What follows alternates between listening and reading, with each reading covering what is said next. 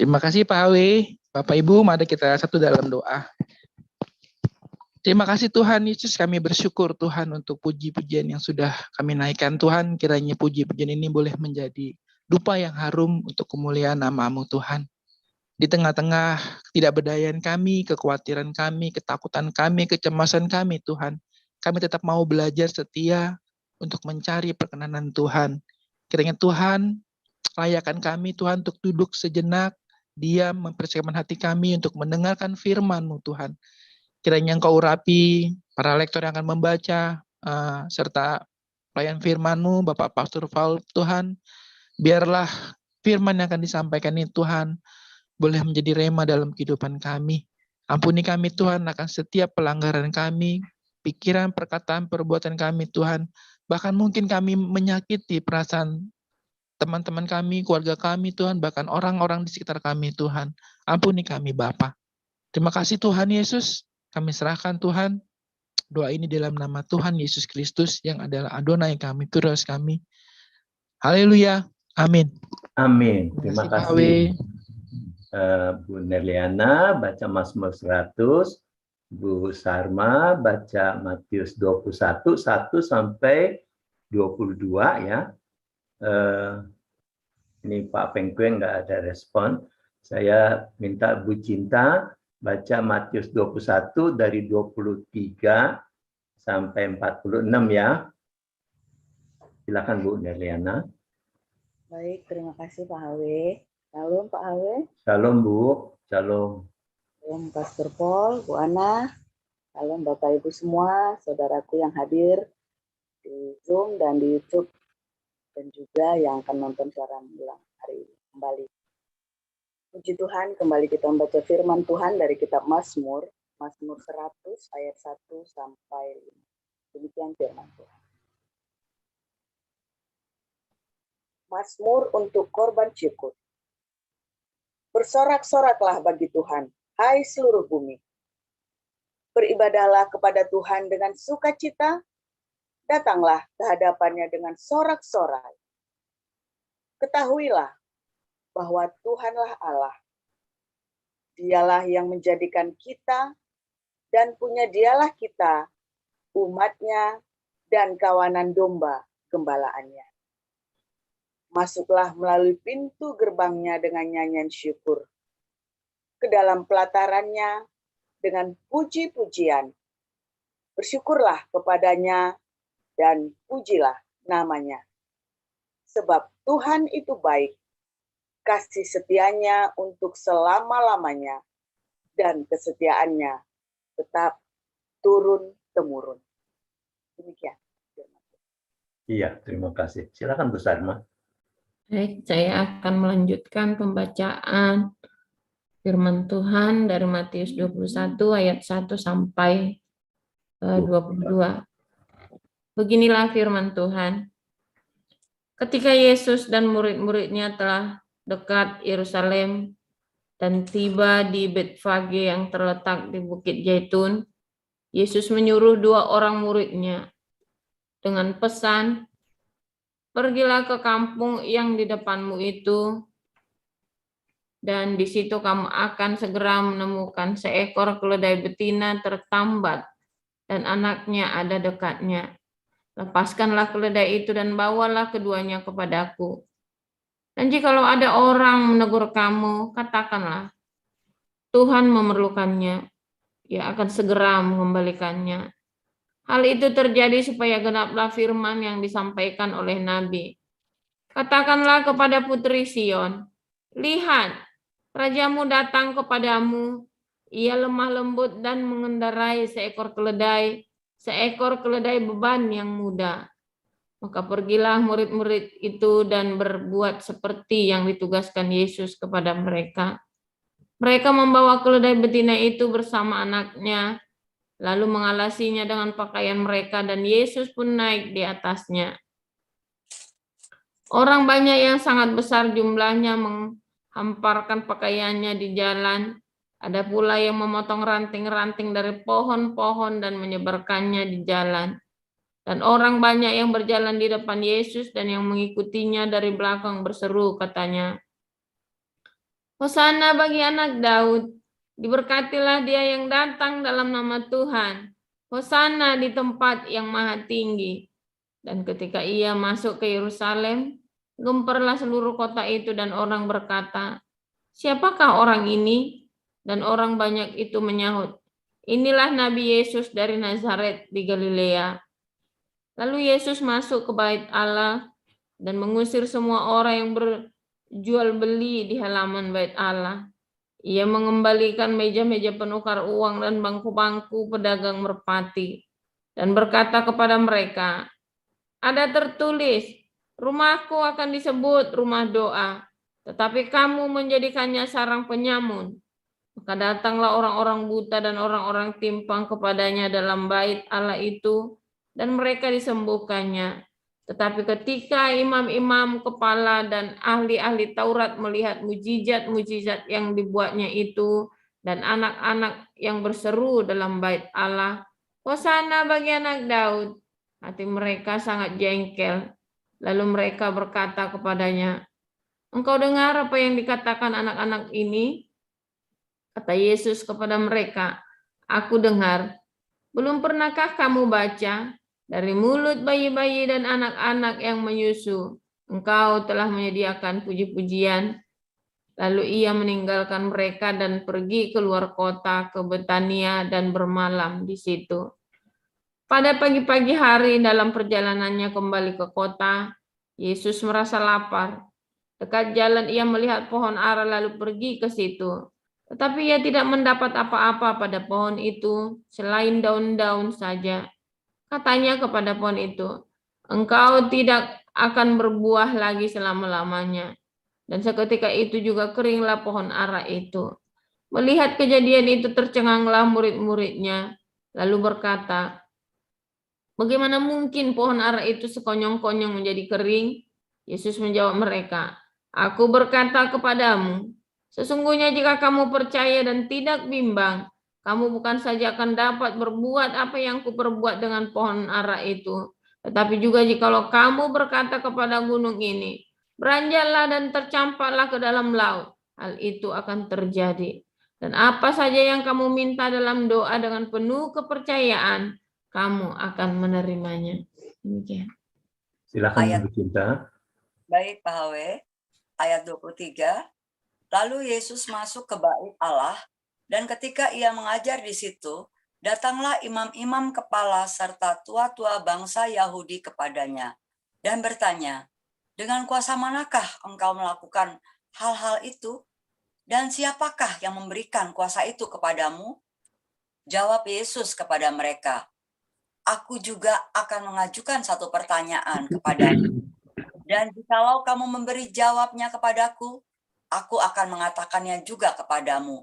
Dengan kuasa manakah aku melakukan hal-hal itu? Dari manakah baptisan Yohanes? Dari sorga atau dari manusia? Mereka memperbincangkan di antara mereka dan berkata, jikalau kita katakan dari sorga, ia akan berkata kepada kita, kalau begitu, mengapa kamu tidak percaya kepadanya? Tetapi jikalau kita katakan dari manusia, kita takut kepada orang banyak, sebab semua orang menganggap Yohanes ini nabi. Lalu mereka menjawab Yesus, kami tidak tahu. Dan Yesus pun berkata kepada mereka, jika demikian, aku juga tidak mengatakan kepadamu dengan kuasa manakah aku melakukan hal-hal itu. Tetapi, apakah pendapatmu tentang ini? Seorang mempunyai 2 anak laki-laki. Ia pergi kepada anak yang sulung dan berkata, anakku, pergi dan bekerjalah hari ini dalam kebun anggur. Jawab anak itu, baik Bapa, tetapi ia tidak pergi. Lalu orang itu pergi kepada anak yang kedua dan berkata demikian juga. Dan anak itu menjawab, aku tidak mau. Tetapi kemudian ia menyesal, lalu pergi juga. Siapakah di antara kedua orang itu yang melakukan kehendak ayahnya? Jawab mereka, yang terakhir. Kata Yesus kepada mereka, aku berkata kepadamu, sesungguhnya pemungut-pemungut cukai dan perempuan-perempuan sundal akan mendahului kamu masuk ke dalam kerajaan Allah. Sebab Yohanes datang untuk menunjukkan jalan kebenaran kepadamu, dan kamu tidak percaya kepadanya. Tetapi pemungut-pemungut cukai dan perempuan-perempuan sundal percaya kepadanya. Dan meskipun kamu melihatnya, tetapi kemudian kamu tidak menyesal, dan kamu tidak juga percaya kepadanya. Dengarkanlah suatu perumpamaan-perumpamaan lain. Adalah seorang tuan tua, saya ulangi, adalah seorang tuan tanah membuka kebun anggur dan menanam pagar sekelilingnya. Ia menggali lubang tempat memeras anggur dan mendirikan menara jaga di dalam kebun itu. Kemudian ia menyewakan kebun itu kepada penggarap-penggarap, lalu berangkat ke negeri lain. Ketika hampir tiba musim petik, ia menyuruh hamba-hambanya kepada penggarap-penggarap itu untuk menerima hasil yang menjadi bagiannya. Tetapi penggarap-penggarap itu menangkap hamba-hambanya itu. Mereka memukul yang seorang, membunuh yang lain, dan melempari yang lain pula dengan batu. Kemudian Tuhan itu menyuruh pula hamba-hamba lain, lebih banyak daripada yang semula. Tetapi mereka pun diperlakukan sama seperti kawan-kawan mereka. Akhirnya ia menyuruh anaknya kepada mereka. Katanya, "Anakku, akan mereka segani." Tetapi ketika penggarap-penggarap itu melihat anaknya itu, mereka berkata kepada yang lain, "Ia adalah ahli waris, mari kita bunuh dia, supaya warisannya menjadi milik kita." Mereka menangkapnya dan melemparkannya keluar kebun anggur itu, lalu membunuhnya. Maka apabila tuan kebun anggur itu datang, apakah yang akan dilakukan dengan penggarap-penggarap itu? Kata mereka kepadanya, ia akan membinasakan orang-orang jahat itu, dan kebun anggurnya akan disewakannya kepada penggarap-penggarap lain, yang akan menyerahkan hasilnya kepadanya pada waktunya. Kata Yesus kepada mereka, belum pernahkah kamu baca dalam kitab suci? Batu yang dibuang oleh tukang-tukang bangunan telah menjadi batu penjuru. Hal itu terjadi dari pihak Tuhan, suatu perbuatan ajaib di mata kita. Sebab itu, aku berkata kepadamu bahwa kerajaan Allah akan diambil daripadamu dan akan diberikan kepada suatu bangsa yang akan menghasilkan buah kerajaan itu. Dan barang siapa jatuh ke atas batu itu, ia akan hancur, dan barang siapa ditimpa batu itu, ia akan remuk. Ketika imam-imam kepala dan orang-orang Farisi mendengar perumpamaan-perumpamaan Yesus, mereka mengerti bahwa merekalah yang dimaksudkannya, dan mereka berusaha untuk menangkap dia. Tetapi mereka takut kepada orang banyak, karena orang banyak itu menganggap dia nabi. Demikian pemberitaan firman Tuhan. Pembacaan. Terima kasih para lektoren. Silakan Pastor Paul. Ya, haleluya. Suara kipas anginnya kedengaran nggak ya? Berisik nggak? Nggak, Pak. Nggak kedengaran. Apa ya? Ya. Oke. Ya, soalnya saya ada di bawah ini, panas banget. Oke, haleluya. Firman Tuhan selalu baru setiap hari bagi orang-orang yang mengasihi Tuhan dan menjadi. Tetapi firman Tuhan menjadi cambuk yang luar biasa ya bagi orang-orang yang hatinya nggak lurus, yang hatinya bengkok, saudara. Ya, saudara, gereja ya adalah sebuah komunitas orang-orang yang memuji Tuhan, saudara. Memuji Tuhan Yesus tentunya ya, bukan Tuhan orang lain, tapi memuji Tuhan Yesus. Nah, di dalam puji-pujian itu ya di situ ada kemerdekaan. Ya, itulah sebabnya orang-orang yang hatinya tidak merdeka ya, dia tidak bisa memuji Tuhan. Walaupun dia memuji Tuhan, tapi hatinya tidak memuji Tuhan. Hatinya nggak bisa, saudara, untuk sampai los memuji Tuhan dengan plong, saudara. Ya, memuji Tuhannya lip sync dia, ada di mulutnya dia. Ya, bagaimana kita tahu kalau kita memuji Tuhan hatinya plong, saudara? Dari keceriaan Dan keceriaan itu kita bawa pulang dan kita berikan pada orang lain, saudara. Ya, kalau Anda lihat di dalam Matius 21, ya, ayat yang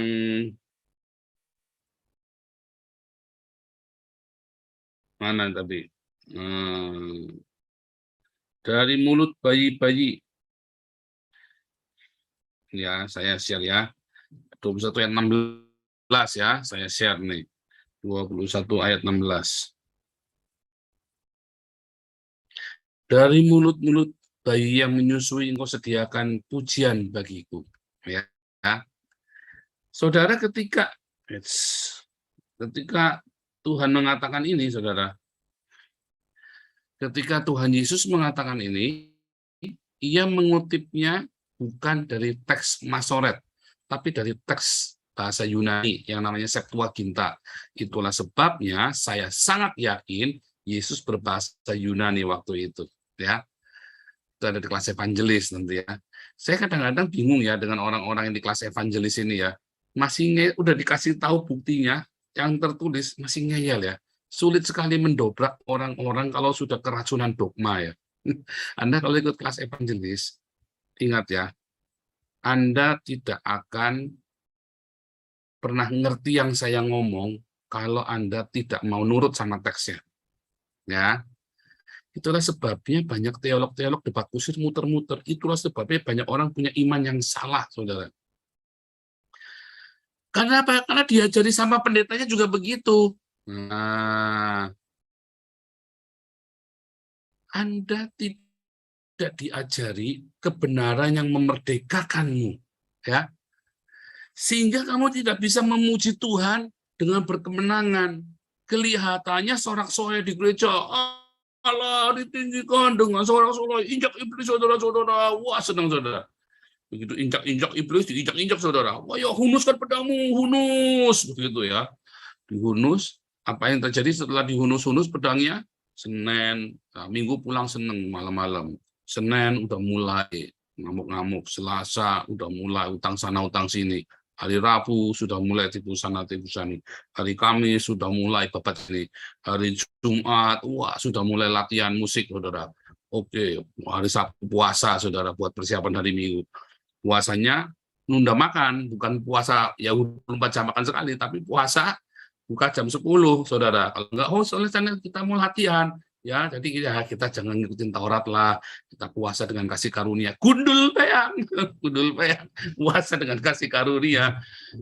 Puasa itu buat minta kasih karunia, bukan puasa dengan kasih karunia. Karena saya juga nggak ngerti cara berpikirnya kalian para pendeta ya. Puasa dengan kasih karunia ya. Ya jam 10 saja, tidak apa-apa, kita doa sama-sama. Habis doa kita ini ya, kita nanti makan bubur sama-sama, makan bubur kacang hijau.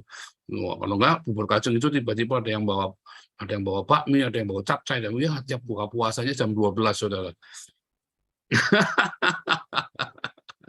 Ya ada jam 3, ada jam 12. Ya sama saja. Anda cuma nunda makan. Ya. Makanya doa-doamu itu enggak direstui sama Tuhan. Enggak dikabulkan sama Tuhan. Ya. Kamu tidak peka sama Tuhan. Hatimu bebal. Udah jelas teksnya bilang apa, Anda ngalar-ngalar kemana-mana, ngarang-ngarang. Itu sulitnya mengajar di kelas evangelis ya. Kalau sudah masuk apologet biasanya orang sudah ngerti. Di kelas evangelis selalu orang eyel-eyelan sama saya, ngarang dia, saudara. Tak kasih tahu ini loh teksnya. Masih tapi kan, wah bersilat tuh. Tapi kan, semuanya asumsi semua. Akhirnya mengganggu yang lain, saudara.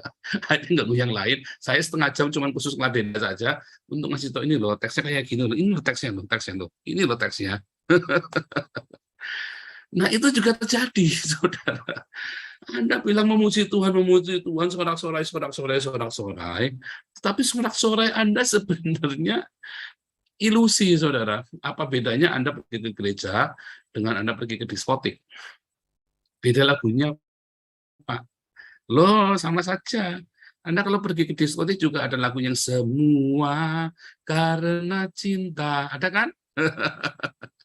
Sampai lagi You Raise Me Up. Oh, itu kalau pengajian itu nanti terakhirnya lagu itu, saudara. Lagunya Josh Groban itu kan sama lagunya Delon.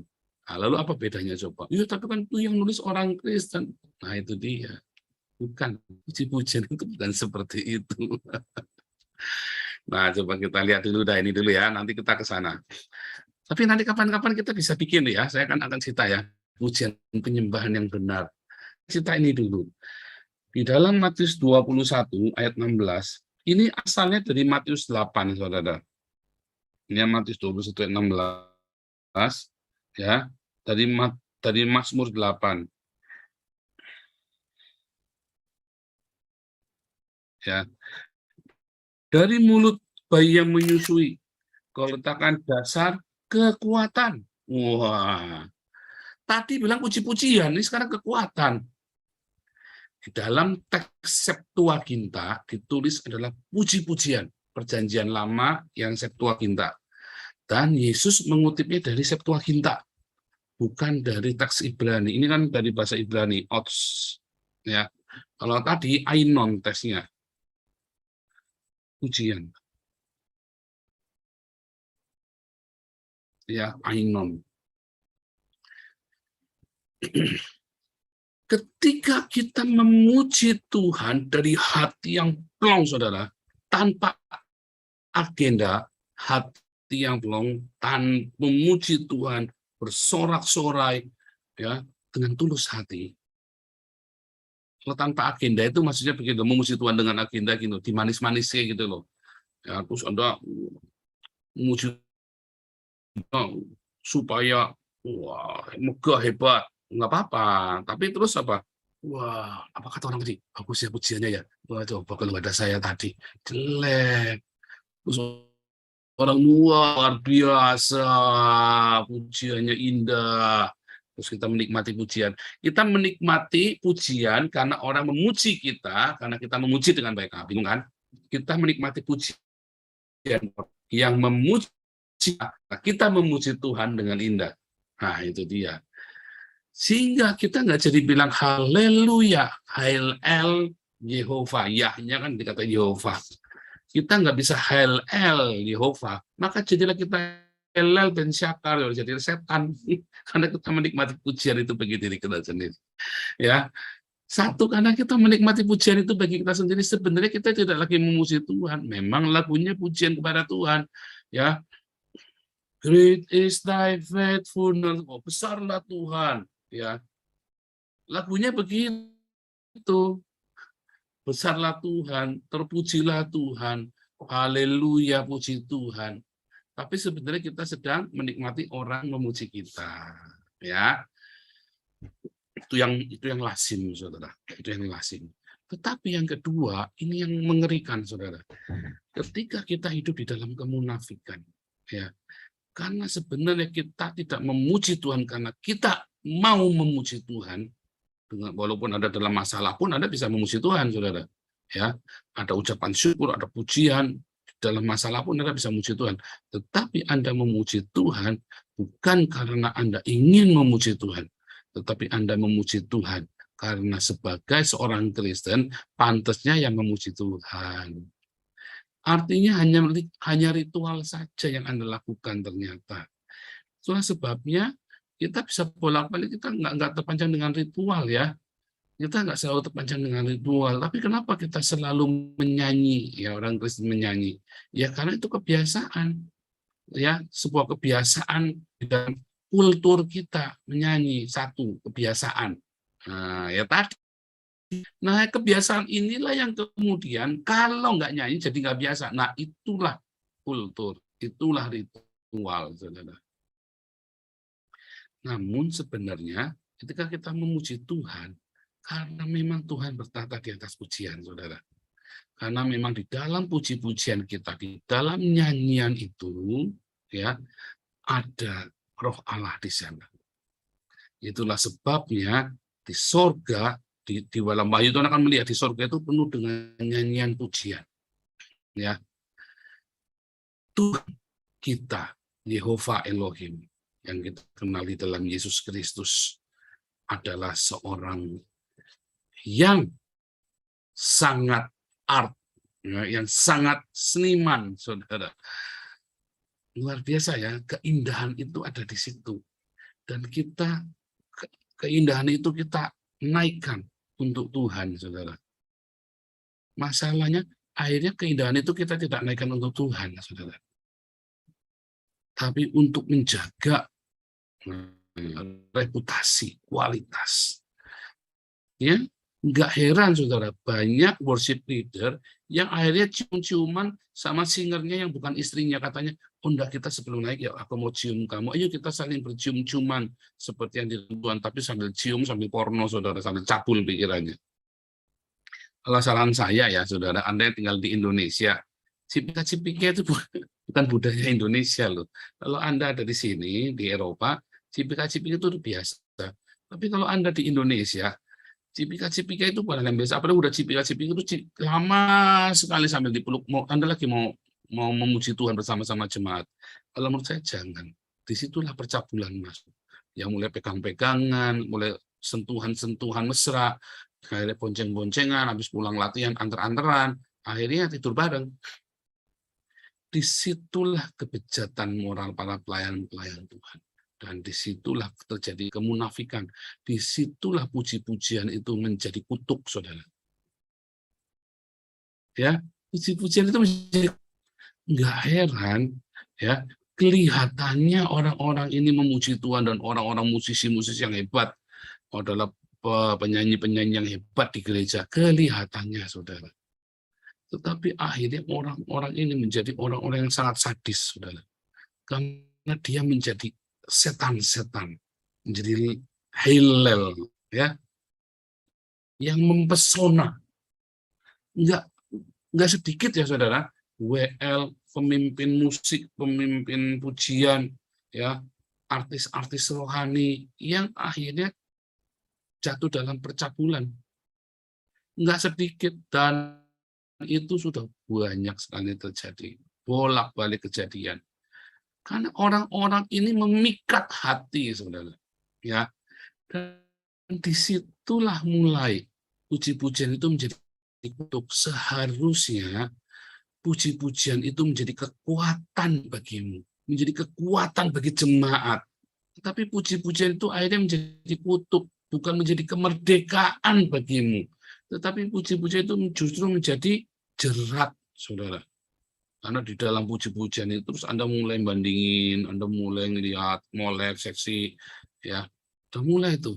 Nah, disitulah hancurnya gereja, ya kan? Dan Anda tidak melihat dia dihukum, karena Tuhan menghukum dia secara personal. Dia yang tahu hukumannya. Anda nggak ngerti. Semuanya baik-baik saja. Sampai dia benar-benar bebal, Tuhan benar-benar orang-orang ini dengan terang-terangan. Ya. Nah, saudara, maka itu, saudaraku, pada pagi hari ini kita mau belajar sama-sama, ya, supaya kita punya hati yang lurus, hati yang benar, hati yang menyembah Tuhan dengan benar, saudara. Maka itu karakter itu penting sekali. Di dalam puji-pujian itu dibangun di atas hati yang lurus sih. Siapakah yang naik ke atas gunung Tuhan? Orang yang bersih tangannya dan suci hatinya. Aletheia, saudara. Kunci dari puji-pujiannya yang benar itu aletheia. Dan orang-orang Farisi, ahli-ahli Taurat, dia tidak aletheia. Dia nggak bisa untuk aletheia, saudara. Ya, kenapa dia nggak bisa untuk aletheia? Hatinya penuh dengan intrik. Ketika ada orang memuji-muji Yesus, anak Daud, Hosana anak Daud, mereka ketakutan. Takutnya apa? Mereka bukan masalah takut iri Yesus dipuji, mereka nggak dipuji, bukan, saudara. Tetapi statement anak Daud itu membahayakan mereka. Secara politis, zaman itu kalau bilang anak Daud itu seperti Anda sekarang teriak ya, hidup DNID, hidup ya, hidup DNID. Kalau Anda bilang hidup khilafah, Anda nggak akan ditangkap polisi. Tapi kalau Anda bilang hidup DNID, Anda ditangkap polisi. Memang aneh Indonesia ini, ya kan. Tetapi itu yang terjadi, ya, kalau orang merdeka hidup komunis, Anda ditangkap, saudara. Tapi kalau merdeka hidup khilafah, Anda nggak akan ditangkap. Kecuali Anda sambil meletakkan bom, ya. Tapi kalau cuma hidup khilafah, nggak akan ditangkap, saudara. Aneh memang, ya. Nah, maka orang-orang ini, ya, kalau bilang Yesus anak Daud itu bahaya sekali. Dan mereka tahu Yesus layak menerima pujian itu. Dan mereka nggak bisa terima, saudara. Karena membahayakan. Nah, itu tadi, membahayakan posisi mereka. Nah, itu saudara, di sanalah intrik-intrik di dalam gereja. Wah, ini Joseph Paulus, ini anak iblis, membahayakan gereja. Padahal yang saya beritakan itu kebenaran, loh, saudara. Suruh diakonia. Ya kan? Dan itu tertulis dengan jelas tertulis, tapi jemaatnya saja sudah terframing dengan bodohnya. Anda seperti kerbau dicucuk hidungnya, suruh bayar perpuluhan mau. Iya kan, mana takut kan? Dimakan belalang pelaha, belalang pindahan, belalang kupu-kupu, siang makan nasi, kalau malam minum susu. Iya kan? Anda takut kok. Coba saya nggak usah bayar perpuluhan, praktekan. Tapi diakonia, ya. Coba. Tapi kalau Anda udah nggak bayar perpuluhan, nggak diakonia, namanya Anda dasar kikir memang. Maksudnya bukan perpuluhan. Era perjanjian lama itu perpuluhan, era perjanjian baru itu diakonia, saudara. Ya, kok firman Tuhan ganti-ganti gimana? Loh, bukan diganti, memang sudah dibatalin kok. Anda baca Lukas 16 ayat 16 sama Efesus 2 ayat 15. Ya, hukum Taurat dan ketentuan-ketentuan dalamnya itu ya berlaku hanya sampai zaman Yohanes Pembaptis, ya, dan sudah dibatalkan oleh kematian Yesus di kayu salib, saudara, udah dibatalkan. Oh, gitu nggak perlu hormat sama orang tua. Lah kan Yesus udah ngomong lagi dalam perjanjian baru, suruh hormat sama orang tua. Gitu ya. Anda mau melakukan, Anda tinggalkan perjanjian lama, semua aturan-aturannya. Coba Anda ikuti perjanjian baru. Tinggalkan semua perintah-perintah dalam perjanjian lama. Gunakan perjanjian baru untuk keseharianmu. Nanti Anda akan damai sejahtera. Perintah-perintahnya itu ya, ikuti dalam perjanjian baru. Jangan yang perjanjian lama. Saya ulangi ya, ikuti perintah-perintah secara letter-luck dalam perjanjian baru. Ya, kecuali dibilang itu perumpamaan. Nah, hati-hati. Tetapi jangan ikuti perjanjian lama, nanti Anda kacau pikirannya, otaknya jadi kacau. Ya, jangan sebagian, semuanya. Ya, makanya ikuti kelas evangelis. Anda dicuci otak di situ nanti ya, di kelas evangelis benar-benar cuci otak itu beneran. Nah, saudara, lalu apa yang terjadi? Ya, saudara, kenapa Yesus mengutuk pohon ara? Ya, ini kan ada juga Yesus mengutukin pohon ara. Yesus itu, ya si Ustadz Masud pernah nanya saya, kenapa Yesus kok tidak tahu, belum bukan musimnya pohon ara? Oh, bukan nggak tahu musim, itu adalah nubuatan, saudara. Yesus tahu memang bukan musimnya, ya. Nggak mungkin nggak tahu, semua orang Israel tahu bahwa itu bukan musimnya, ya. Maka Yesus sedang bernubuat kepada orang Israel, kamu tidak akan berbuah selama-lamanya. Karena ketiga ya, pohon anggur, pohon ara, pohon zaitun. Pohon anggur adalah cerita kehidupan sehari-hari orang Israel, pohon zaitun adalah cerita tentang pelayanan, pohon ara adalah cerita tentang politik, ya. Karena orang-orang Israel melarang, orang-orang Farisi, para pemimpin-pemimpin Yahudi melarang ya umat Tuhan untuk memuji Yesus karena membahayakan mereka, melarang untuk meninggikan Yesus. Ya, coba Anda yang dilarang diakonia sama pendetanya, hati-hati. Sebab Anda akan terkutuk nanti bersama dengan pendetanya. Serius ya. Anda berdiakonia itu Anda sedang memuliakan, memuji Tuhan Yesus. Bukan dengan mulutmu saja, tapi dengan perbuatanmu dalam diakonia. Bayar perpuluhan itu tidak memuliakan Yesus, loh. Ya, bayar perpuluhan itu memuliakan pendetamu, saudara. Bayar diakonia, memberi diakonia, Anda sedang mempermuliakan Tuhan Yesus, sedang mempermuliakan namanya yang ada di dalammu. Kalau bayar perpuluhan, Anda sedang tidak memuliakan namanya, Anda sedang memuliakan pendeta. Serius ya.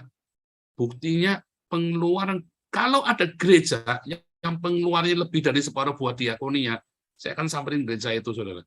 Separuh loh ya buat diakonia. Anak iblis, gerombolan anak iblis ini, seluruh persembahan kolektor yang ada di YouTube itu, kita kasihkan semuanya 100%, saudara. Bukan 50%, 100%, saudara. Dan pendeta-pendetamu melarang kamu datang ke sini karena takut, saudara. Takut kamu tidak bayar perpuluhan lagi. Nanti awas, nanti dimakan belalang, kupu-kupu, siang makan nasi, kalau malam minum susu. Oh, saudara akan terkutuk. Saudara akan terkutuk bersama-sama dengan ini tadi. Ini kan nubuatan Israel dan Israel rohani juga kan. Anda kalau membaca Alkitab coba, ya kan ada ini kita Israel rohani. Nah ya sama. Kalau Anda tidak memuji Tuhan, memuliakan Tuhan, maka lanjutannya pohon ara yang dikutuk, saudara. Artinya apa? Gereja akan mengalami masa aniaya. Kalau Anda tidak memuliakan Tuhan, tidak memuji Tuhan dengan hati yang benar, hati yang tulus, penuh dengan intrik, termasuk dalam diakonia, saudara. Beneran ya, itu nggak main-main untuk itu. Oh, tadi malam saya sudah ngomong keras sekali ya.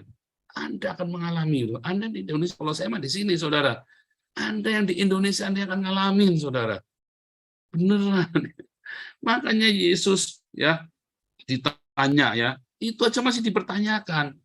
Ya, ada orang yang mempertanyakan saya ya, duitnya kemana? Saya kurang ajar juga nih orang menanya duitnya, kok jelas-jelas duitnya kita cantum YouTube kok. Duitnya kemana? Emang saya Budin duitnya nggak jelas kemana?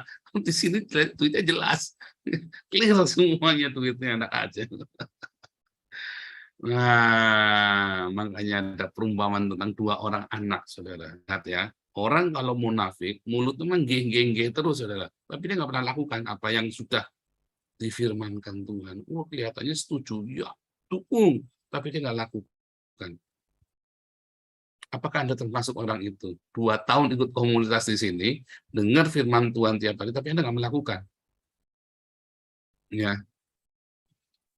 Anda bukan pelaku. Itulah makanya akhirnya Anda nggak berkembang, nggak bertumbuh. Bahkan puji-pujian Anda itu garing. Serius ya, saya nggak main-main ya. Nah, lihat ya. Makanya ya, ada orang-orang berdosa. Saya beberapa kali ada orang-orang yang bejat sekali ya. Di komunitas kita ini memang ada orang-orang yang bejat sekali ya. Cerita sama saya nggak usah ceritanya, pun ada lah.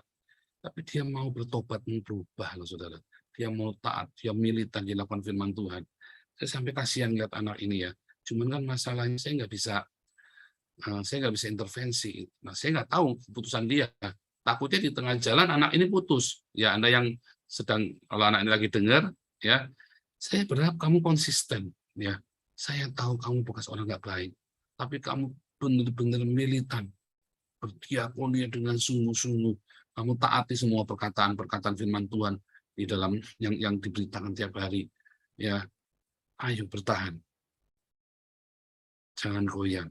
Serius ya. Penjahat-penjahat ini, orang-orang berdosa ini justru yang akan mendahului masuk kerajaan. Karena responnya itu loh, saudara. Ya. Sementara saya sudah teriak-teriak, ya. Itu tadi ya. Saya masih heran aja ya. Ada orang-orang termasuk di kelas evangelis ini sudah setengah jalan loh, padahal sudah lama. Kita kasih tahu ini loh teksnya. Masih ngeyel ya. Ini loh teksnya. Nah itu ya. Ada reluctant di situ. Nah, maka saudara ngerti maksudnya perumpamaan penggarap kebun anggur ini adalah gereja, saudara. Ya, kalau zaman itu adalah orang Farisi, artinya Tuhan mempercayakan otoritas ya kepada orang-orang Farisi dan ahli Taurat, para imam untuk membawa umat Tuhan kepadanya. Dikasih, tapi akhirnya digarap sendiri, saudara, digarap sendiri, keuntungannya dinikmati sendiri, bisnis agama. Dan kalau sekarang ya pendeta-pendeta yang bisnis gereja, bisnis perpuluhan itu, saudara. Ya, tentang perumpamaan penggarap penuh ini ya. Begitu firman Tuhan datang, buka lumbung-lumbung diakonia, anak iblis. Udah banyak, nggak cuma saya yang ngomong ya. Pak Daniel Alexander, udah bikin suara kenabian. Bedanya Pak Daniel Alexander suaranya lembut ya. Maaf ya, ini maaf katanya dia. Kalau saya nggak pakai maaf, jelder, mumet pokoknya dasi.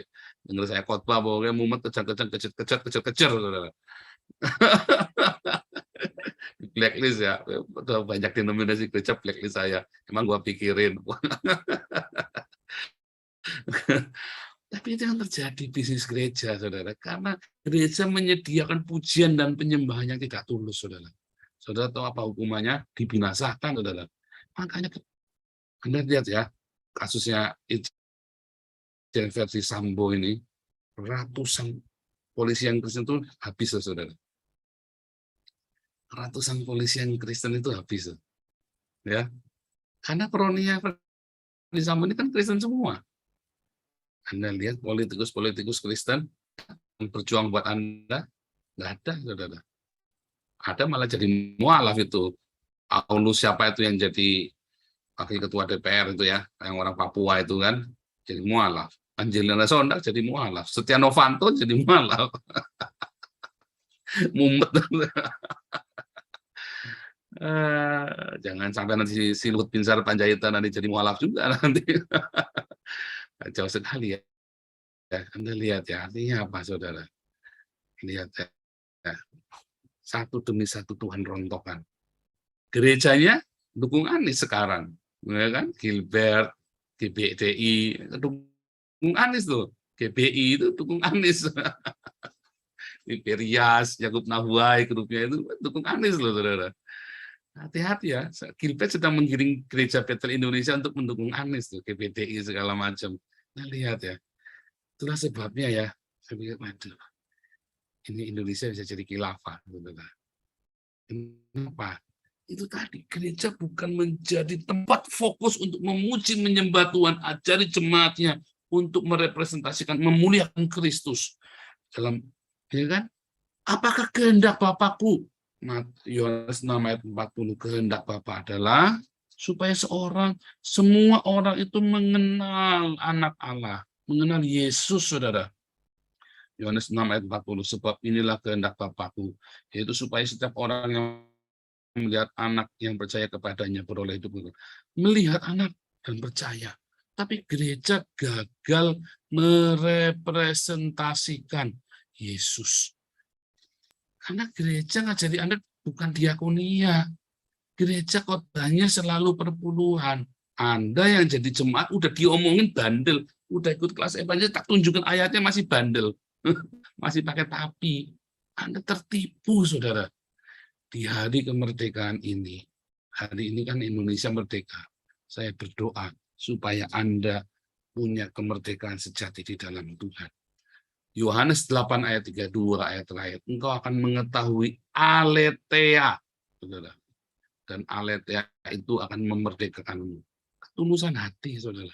Gereja-gereja yang tidak aletheia tidak akan merdeka. Jemaatnya enggak merdeka.